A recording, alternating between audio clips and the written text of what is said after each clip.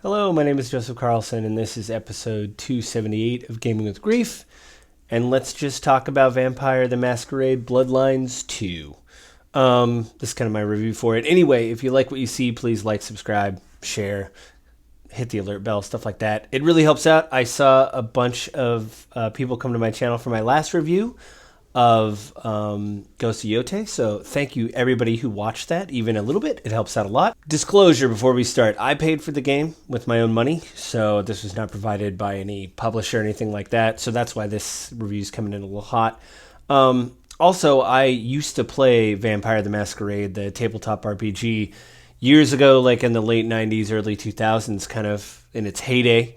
So yeah, that's kind of like where I'm coming from with the review. You know, I've heard about this game that's been in development for a long time, and it's finally out, so let's review it. All right, before we get going with the review proper, I just want to shout out to Tommy Simon, who does the male voice of Fire, the main character, and Ronan Summers, who does the voice of Fabian, which is like the detective that is in your head, that for story reasons is there. I actually don't want to give that away. I do want to say that I think the voice acting is really good, and the story is probably the best part of this game. There are multiple endings, and I don't really... There are actual multiple endings in the game, and I really don't know how I got the ending that I got. There's a bit of the Walking Dead kind of element to this, where it says, Lou is intrigued by this, or Tully is annoyed by this. There's no meter or any way to tell you which way the story is heading. So, are you going to side with Lou, the former Prince of Seattle, to take the city back? Are you going to back Ryong and as the new prince as she tries to take reins of the city? Did you actually like Tully? I actually really like Tully. Anyway, I think the Chinese Room has delivered a good yarn. And during the times I wasn't frustrated with the combat or the fetch quests story, I thought that the dialogue and stuff is pretty good. There was a little bit of go talk to this person in point A, go to point B, talk to someone, then go back to point A and update the person on what you just talked about to person B. In fact, Fabian, the entity in your head, will just say, we should probably go back and talk to Lou about what we just heard, who was the old Prince of Seattle. It's like, well, we just had one dialogue thing. To me, that seemed to kind of slow the story down. But I just want to say that and Fabian is really amazing. The voice actor who does Fabian is really good, the entity in your head. And I think at the end of the game, there's actually this really good scene between Fabian and Pyre. I don't want to give it away. This is a spoiler-free review of the game. And I think those two really work well together. I like Fire, and again, Tommy Simon did a great job. What I think is great about Tommy's performance is that immediately you find out he's like an elder vampire that's been around for hundreds of years. And I think that really adds to the story of him not really being intimidated by everybody else in town. It's kind of a good feeling, So, yeah, that was good. It is interesting that you go to different... I don't know where to put this section of the review, but you do go to different trainers, because in Vampire the Masquerade Bloodlines 2, you don't really have... You have basically the clan, and that's how you get your powers. I picked La Sombra, which is very shadowy, things like that. They do say that, this is considered hard because you're basically a rogue, and you have to take on a lot of heavies in the game. But there's different trainers in the town from different clans that can give you different abilities, which I think is kind of neat. And I think that, because you're so old, they're like, well, we'll help you get your power back. That was kind of an interesting way. So you can kind of, even though you pick a clan in the beginning, you can kind of build the vampire you want. Maybe you say, I like this shadow ability. I like this melee ability. I like this. That's kind of a neat way to kind of balance everything. I did really enjoy that. But I think one of the negative things for me is just the combat overall. first person combat has never felt good. It never felt good to me, I should say. Um, and I think, like I said before, I picked the Sombra, which is hard. In the in the start menu, they say this is a hard class to play. You use shadows, you pop up behind people and feed off them. But I don't think the light and heavy attacks really felt that differently. I have some of my footage. Hopefully you're seeing that right now. If you're an audio listener, it really just feels like you're flailing. I understand that you're a vampire and you're very powerful, and that you should probably not really worry about mortals, but you're fighting some creatures that have some abilities that are ghouls that have feasted on blood of other vampires and are a little bit harder to kill. And your light and heavy attacks just feel like you are flailing. So wasn't really a fan of that. I also think that the worst part of I think the game sometimes is combat. There's moments when it clicks and feels good when you're like, okay, I can pop behind this person, instantly kill them, go to this next person. You dodge very quickly so you can leap out of the way or run out of the way. The worst part of the combat, in my opinion, is the L1 dodge. I read the tutorial again before I recorded this. You have to run at someone with R3. I'm playing on PlayStation. You click in the stick, or maybe you click in the left stick. Anyway, you run at someone, and then at the moment they hit you, you have to hit L1. You don't hold your hands up and block. You literally have to perfect parry while you're running. I don't know who there's got to be a different way. I don't know if I'm doing it wrong. It just feels bad. And that really affected combat through the whole thing, because since I am the sneaky Lasombra rogue, there is times where you are fighting heavies that literally charge at you.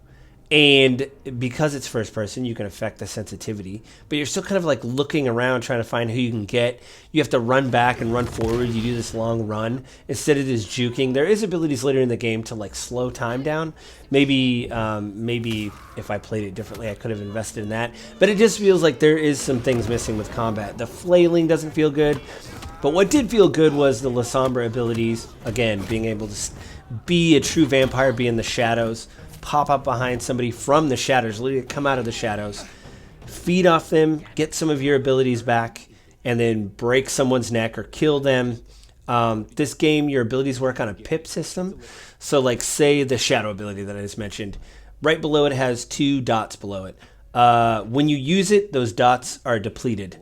So those go away. But when you feed off someone, if you sneak up behind them or just generally feed, when you get someone where they have very little life left, you can feed off them. When you do that, you get a pip back in your abilities. So if you get 2 more pips, you can use your shadow ability again. There was another ability that I had that was a lightning punch ability. I liked it from the Bruja, where you just punch somebody a lot of times. That was fun. That had 4 pips, and you think, oh man, I'm never going to get there. But if you fed off a heavy enemy like a brute, you would get 2 pips towards that ability. Some of that was kind of good. That's when it started to click, where I'm okay, I could do this to do that. Then I could use this ability. Then I can cast a shadow in front of me, which is a really vague ability you have as a little Sombra. Later in the game, you do fight some vampire hunters, so that is very neat to cast a shadow in front of yourself and scare everybody. But other vampires aren't scared by vampires. They're yeah, dude, I see you. You're right there. And they'll just continue to shoot you. The other thing in combat that's really good that I didn't mention is telekinesis. You can actually levitate guns and weapons next to you while you're running, which is really good. Then you can release them, so you can throw swords at people. They'll go in their head, instant kill them. You fire weapons until it runs out of ammo, then you can throw the weapon at someone. All that stuff feels good. There's explosive propane tanks. If games have taught us nothing over these years, it's that anything that is a red tank can be blown up, and that's fun to hover it next to you, run at a sprint, having it float next to you, get to a ledge, see an enemy, throw it down, blow up several enemies. That stuff is fun.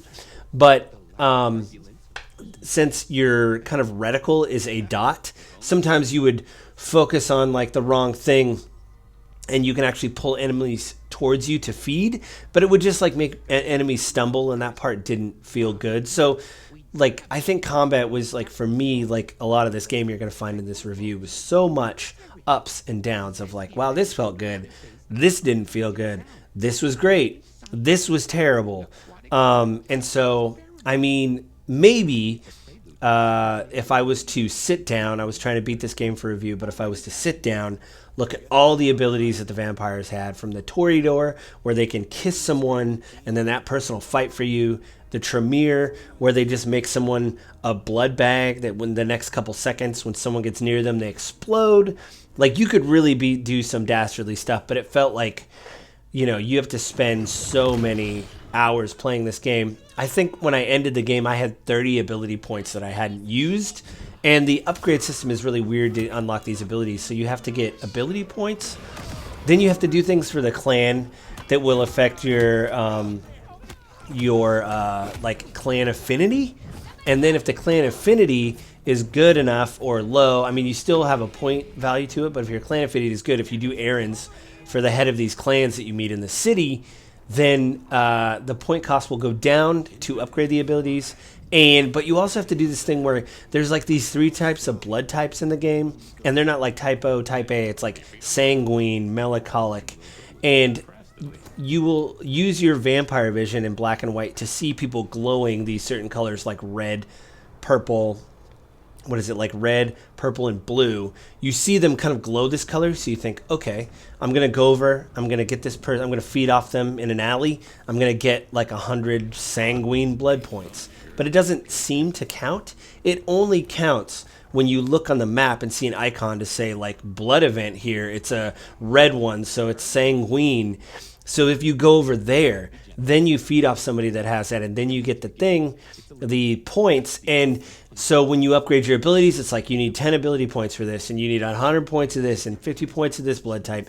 It seems really strange. And again, I mean, that's not really well, it would affect combat if you were good at it. But there's just something about it that it's like, it doesn't feel that fine-tuned. And so every time I would have a good run in combat, I think, man, that felt good. And then you'd have these runs where they're like, you're going to fight 4 heavies, and you're playing a rogue. And there's like 3 people that are fast that you can't hit unless you block. And like, it didn't feel good. I don't want to keep ranting about this. All right, location. As the thumbnail said, I am from Tacoma. I am not from Seattle, but the game takes place in Seattle. And I just have to say, as someone who lives in Tacoma, Washington, has worked in Seattle for many years, this game could be any city. It seems like they have done maybe a Google search as opposed to like coming to the city. Maybe they did. I don't know. And I've heard in the Chinese Room's defense, I've heard there's many rights issues when it comes to real locations and real places. You go to the Seattle Underground tour. I can't comment on that. I've never taken the tour. They do a good job of everything looking run down in the tour. But as an example, early in the game, you are listening to the radio. And I know this is going to get very didactic, and like maybe 10 people are going to care about this, but I just have to rant about this because I'm from this area. If you fly into the airport here in the Seattle-Tacoma area, we just say SeaTac. We just say it's the SeaTac airport. That's what everybody says here. I even called a friend. I said, am I crazy? And he said, no. We would just say SeaTac. Anyway, you are listening to the radio, and someone says, just to let everybody know, because it's the winter in the game. It's during Christmas, I think. Yeah, Christmas. There's Christmas trees. It's during Christmas. There is a snowstorm. And he says, to let everybody know, the Seattle-Tacoma International Airport is closed. Now, this could be a radio thing because he's trying to be official on the radio, but I think a DJ in Seattle would just say, hey, everybody, SeaTac is closed from these days to these hours. Boom, we would all know. In fact, this game, one of the big problems I have is not only does it not feel like Seattle, it is small. Like, I looked at the map and like counted the buildings. The map is only about 3 blocks by 8 blocks. Now, some of this is good because you have the ability to kind of figure your way out around town while you're walking around, which feels good because you're like, oh, if I turn left, this is good. I'll go here. I'll go through these alleys. But because it doesn't feel like Seattle, you're just going from down the alley between 2 like rectangles to get outside to the street so you can go to the building rectangle that you were trying to find from the quest. Either it's Weaver Tower, which I know in Seattle there's a lot of big buildings. Columbia Tower sticks out. It's like 80 some odd stories, 84, 88 stories. Anyway, I probably should look that up. But like that's something. And in fact, here's something, again, nobody in the review is going to care about this. But since I'm from this area, I'm just like, what happened? In the game, without giving away the intro and stuff, which I think is pretty good, your character goes to a rooftop to overlook what they have to do. You have an entity in your head, a voice telling you, okay, welcome to Seattle. The trophy for when you start the game is called Welcome to Seattle. Now, let me ask everybody a question. Maybe you're not from the Northwest, but what do you know about Seattle?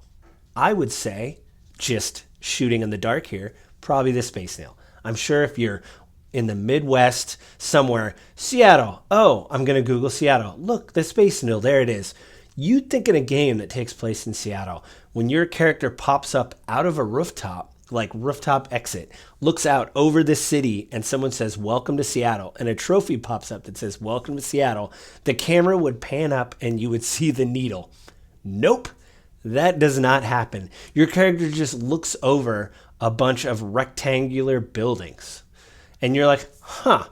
Later in the game, you see the famous Ferris wheel that's on the pier there near Pike Place Market, which is, if you look up, I did it again because I thought I was crazy. I've been to Pike Place and walked around and gone to the food fairs and all that. And, you know, you make a day of it. There's a whole art thing down. Anyway, you go down there, you walk down like the promenade, whatever it's called, the sidewalk. There's probably an official term. People from Seattle are roasting me right now.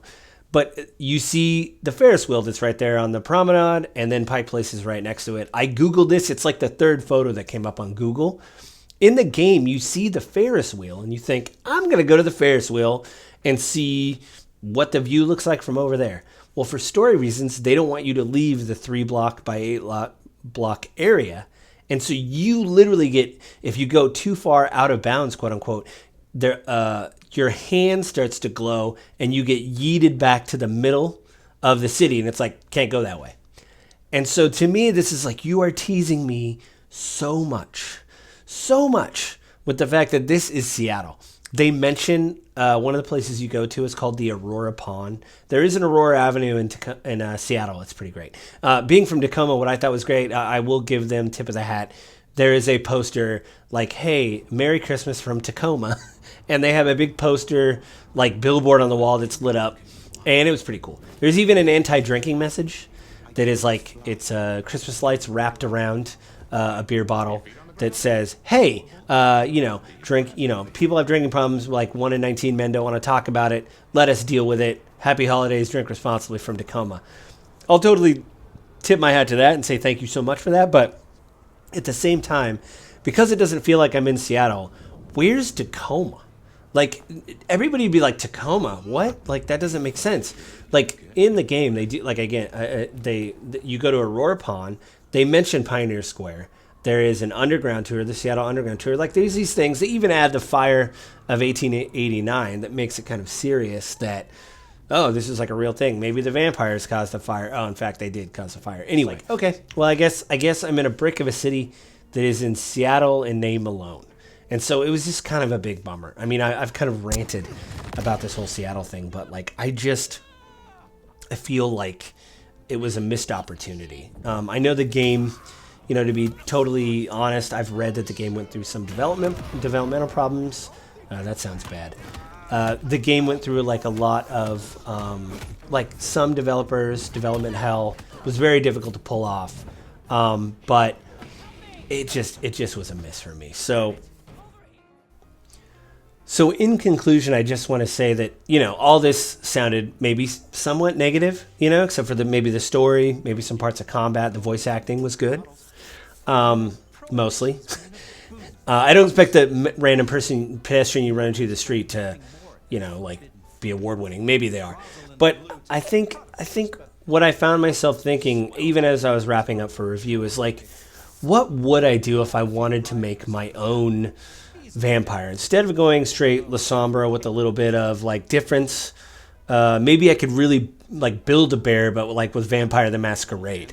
Maybe I could do this, I could do that, I could do this. And my wheels started turning. And then in the game, there is different endings, like I mentioned before. And so I thought to myself, wow, what if this person was in charge of the city? In fact, there is a choice, since you're such an old vampire, for you to be in charge of the city, which I think is kind of neat.